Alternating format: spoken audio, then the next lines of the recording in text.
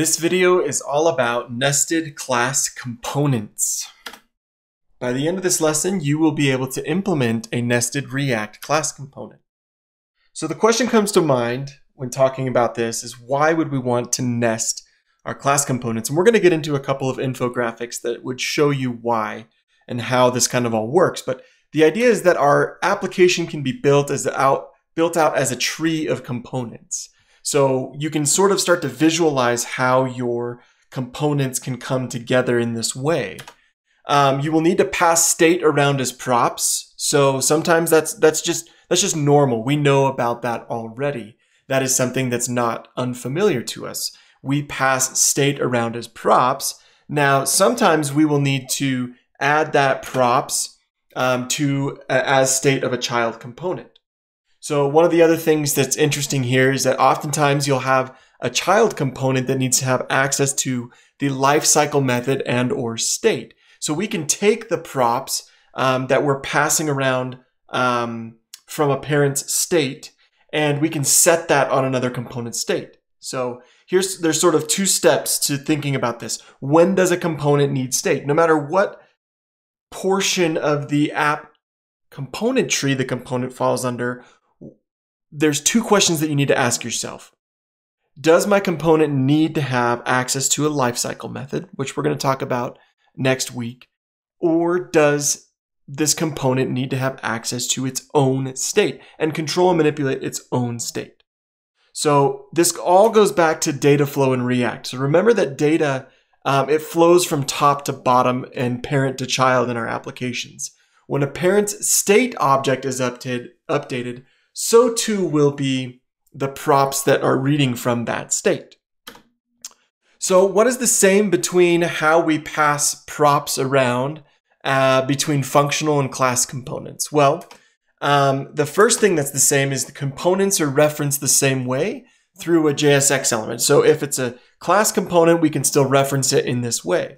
It's the same syntax as a functional component. So when we pass it in as a component, this is how we reference it. And then the same thing applies to the way we pass our props. So we have some JSX element that takes in some prop that receives a prop value as that prop. So that's what's the same. What's different between a functional and class component in the way that they receive props is sort of this idea that we can use the constructor function and the super method passing in props as an argument, okay? So this is going to be set up for you. We're going to show you how to do all this. So don't worry if what I'm saying is a little bit foreign or unfamiliar, but this will be set up for you. We're going to walk through this together. But first, I want to sort of guide you through and remind you through how data can flow inside of an application in React. So let's say that we have some sort of parent component that holds on to state. Now we're going to pass that state around as props to some sort of child component. Now, what's cool about that child component is that it can hold on to state data as well. If we're using it as a class component, it can hold on to state data. So we could pass in props from a parent component and then separate those props as well, which kind of illustrates another point that we're going to get to in a little bit. Then we can, of course, follow the same component tree and pass that state data around as props to some grandchild component, which can then disseminate those props out to, of course, a bunch of great-grandchildren.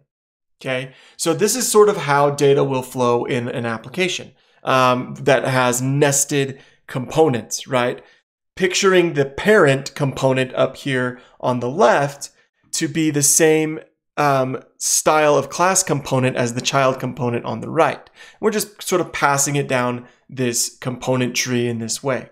Okay, let's consider some following data. Okay, we're going to build out together. We're going to build out an application that consumes a list of cities. Each city object will have an ID field, a city field, a state field, and a zip field.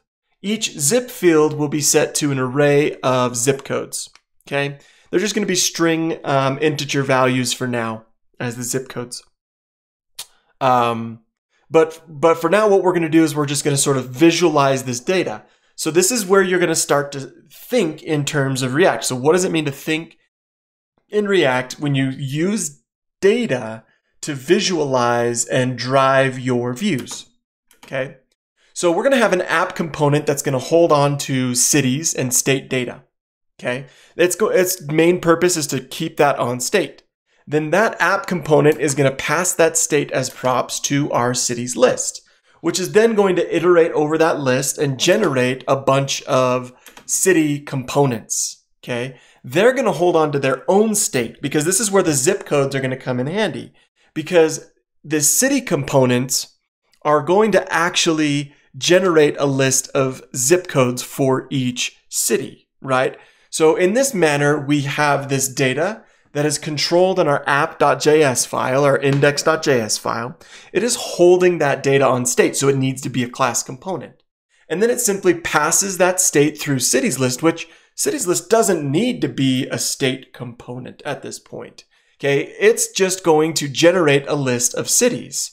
Each city will need to hold on to their own props, because we're going to generate a list of zip codes by each city. And you're going to kind of see how this is all going to work together.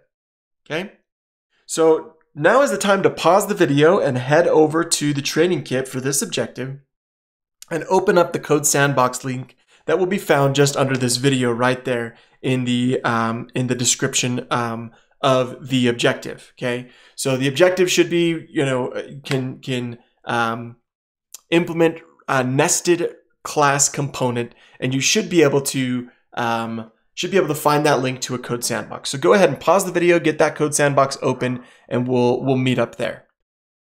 Okay, so now that you have this application up and running, you have opened the Code Sandbox and you are following along. You should notice that this app actually has some state. So we have an app class component app whose constructor holds onto some state data, where cities equals cities. So we're just pulling and importing in cities from a JSON object, from a file. Okay. Then we're just passing those cities along as cities props to our cities list component. Okay. So let's go to cities list and let's take a look and see what's going on under the hood here. So on cities list, we are generating, we're just giving it this div. It's just giant div. It's going to wrap all of our cities, and it's taking in an array of our city data and generating a new array based on that data, returning a new city object for each item in that list. So each city gets a city object. So in turn, essentially what we're passing to each city prop or city component is this little object that is each city. So ID of 1, city Brooklyn. So that's why we have Brooklyn, Palm Bay, Newark, Albany, and Sioux Falls. Okay, and so on and so forth. And then we get from our city, we actually are going to store some data here that is we're going to generate a list of zip codes by our list. So each one of these items in our array here will be a div eventually, whose city name and state initial will be printed as strings, and then we're going to generate a zip code list for each zip code in our object. So this is the actual component that we need to change here, because we're going to generate a single list of zips, and we may do some refactoring along the way to clean some things up, because we're going to generate a list of zips for each item in that array. So we're going to use our city data to hold on to state. Okay, so the first thing we're going to do is we're going to implement this as a class city extends react.component instead of the way that we're using it now.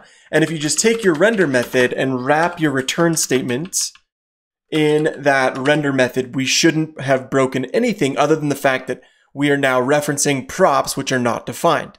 So this is where things are going to get interesting for us, because we have now changed the shape or the way that this component was used. So the first thing that we need to do is build out our constructor. Like always, we're going to pass through, we're going to build out our constructor in a class component. And then we're going to call super. Okay. But here's where things start to diverge and why things are a little different in implementing a nested class component, because our parent is not a class. Our parent is a function, right? And our grandparent is a class, right? At class app extends component. So now we're getting into a nested class component, which is what this is all about. So we're going to pass props in this way. And like everything, when we generate an object from this list of items, we are going to need to also make sure that anytime we are referencing props, we are passing them using the this keyword. So we're referencing the object that gets generated when this city class gets called. Okay, so we need to use the this keyword for that.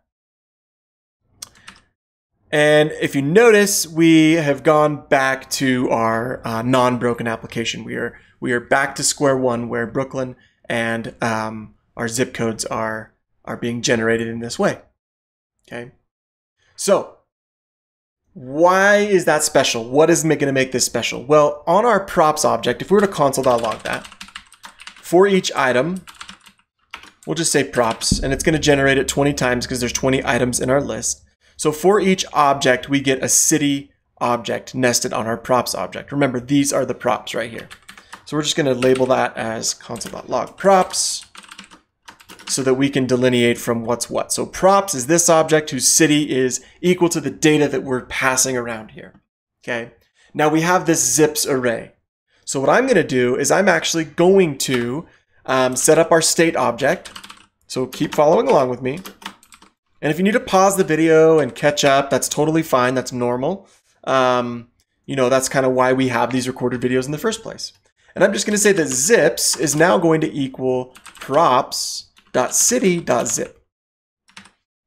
And I'm going to save that. And if you notice, if we actually go underneath our render method before our return in console.log, this.state, and I'm going to say zips, or I'll just say state, in this case, because it's just one property that we care about. I'm going to get rid of this console log now. We don't need it anymore.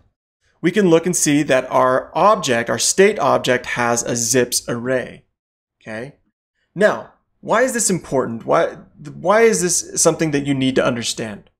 Well, initializing our components is something that's very important to sort of go over, especially when we're using the React component base class, when we're extending that base class.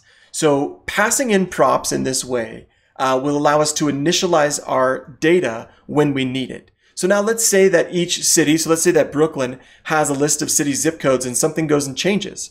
Now we don't have to go all the way back up that component chain and figure out where to make the changes. We can just do it right here on this object. This will come in handy for you on your Instagram clone project. When you're working on that Instagram clone, when you're separating out your comments for each post, you should do something like this for your comments. So that way it's much easier to just work with that data, right? So why do we want to go all the way back up the state chain when we can just delineate our data and separate it out and separate out the concerns, okay? Now, lastly, what we're going to do is we're going to generate a list of zips for each item in this array. So each zip right now, we can actually go ahead and delete this. We can just turn this into a stateless functional component. So I'm going to say const zip equals props, and it's going to return our item here. We don't need our constructor or render method. Now, if we go and export this, and we say in city, we're going to generate a list of zip codes for each item. I'm going to map over this.state.zips.map, and each one of these is going to in turn return us, for each zip, return us a zip. And I've got to change this. And you should go ahead and change these file names as well. It wasn't set up exactly the way that I thought it was, but we're good to go as soon as we change it back to zip.js. And what we can do is then, okay, so then we're going to give it a zip list. We're just going to give it a zip for each item. So each zip code gets the zip object. And we'll just say that the key, because we're generating a list of items, key is going to be the zip as well. Okay, so inevitably we change something. let's go figure out what it is that we changed inside of our zips, inside of our zip idea here, zip component. Okay, so let me clear the console. Just save that. This.state.zips.map for each zip, give me a zip for each item in that array. So we should start seeing a whole bunch of zippities on the screen. There we go. So each one of these should have about 8 zip codes. Okay. And if we go down to that, so I just had it was freezing at one specific place. If we actually go and say console.log our props, it's going to generate every single zip code in our list right here in the console. So each zip code should be represented as props.zipcode. Okay? And as soon as we do that, we have all the list of zip codes put together in our application.